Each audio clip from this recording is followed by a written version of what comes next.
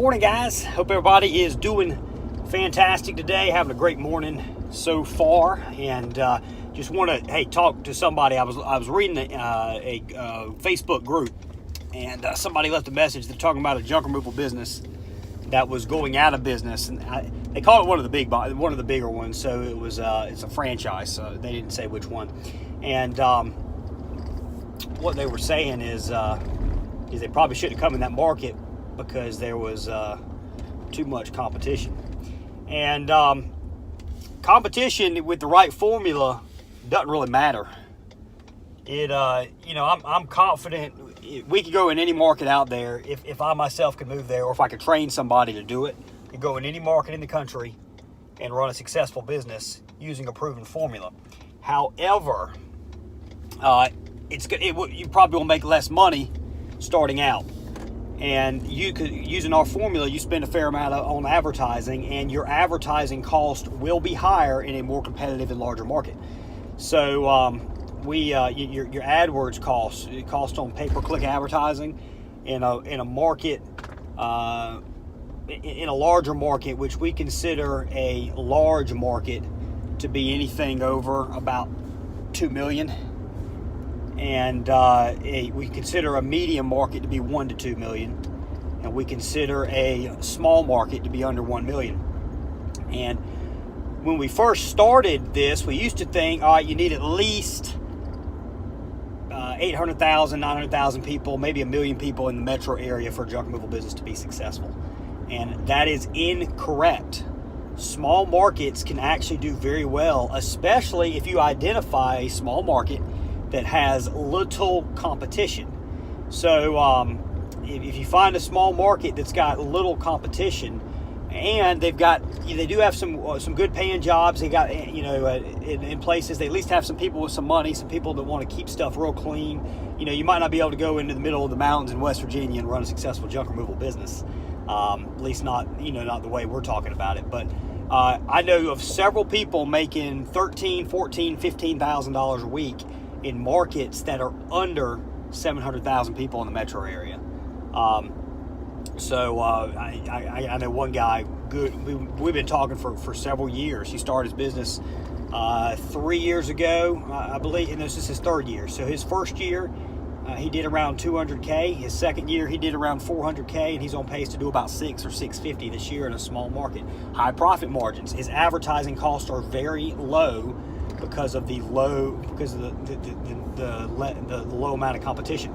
If you can be the main serious and professional player in your market, and everybody you're going against are the old beat up pickup truck guys and that sort of deal, you can rack in the cash like crazy. His profit margins are better than ours. We've got good margins. We got pretty good margins and all, but his margins are better than ours because he has less competition, so his advertising costs are less, and he's just a clear winner. If you compare us to Junk King, to Got Junk, to Junk Luggers, these are all to stand-up guys, college hunks. Every single market we're in, we're competing against those guys, and other than for the most part, the Junk Doctors is in. But the small markets, you don't have the franchises. It's a huge advantage. So, listen, to start this thing off, don't be afraid of competition in your market if it's a large market. If you have a large market, I don't care if there's 20 junk removal companies in there or not. We could go in there and we could go about it the JRA way. You're going to have a successful company. But you might be having to you might have to put off the amount of money you make for a couple years. That means, so you might need some money saved up. You might need some other income. Because what's going to happen is if you go in those markets and you dabble and you piddle fart around and you're not willing to invest in advertising and, you're not willing to spend money to make money, you're going to get crushed in those big markets. Those big markets will literally compress you and just crush you. You don't stand a chance if you're not willing to get in there, and if you're not willing to spend money to get yourself and get your brand known. That's when you got to be afraid of competition. Now, if you're in a smaller market and there is a bunch of competition, you could legitimately have a little bit of a problem. I still wouldn't be too afraid of it, though, again, if you're willing to go in there and advertise. Do proven advertising methods that work. Then that means that people are going to find you. Most people don't have, I won't say most, but most people have not used a junk removal company. It's still a very, very relatively new industry.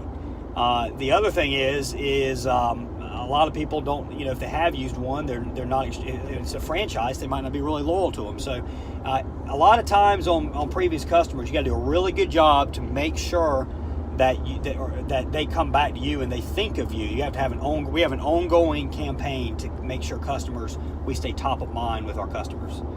And that's extremely important, because otherwise what will happen is they'll start looking afresh. They'll start looking again, and then your advertiser is going to have to sell them once again, and you're going to pay for that as well. So don't be afraid of competition. However, if you're going to dabble in a market with a lot of competition, you're going to get crushed. You need to be willing to spend money, so you need to maybe have some money saved up already. Those of you that are going to get in there and just go about it on your own, doing the pickup truck and trailer route, there is a market for you. It's going to be a very, very, very slow and painful process of growth compared to going about it like with the JRA way. But competition is not a bad thing. Competition means your market is proven, especially if you have competition that's been in business for several years. That means there is a demand for junk removal. So one of the things we always look for when we're advising somebody on a market is a decent amount of competition. So competition isn't your problem. People don't go out of business in junk removal because of competition. People go out of business in junk removal because they weren't willing to do what it takes to get their brand known. And that's pretty much all there is to it, guys. So we'll talk to everybody real soon. Thanks.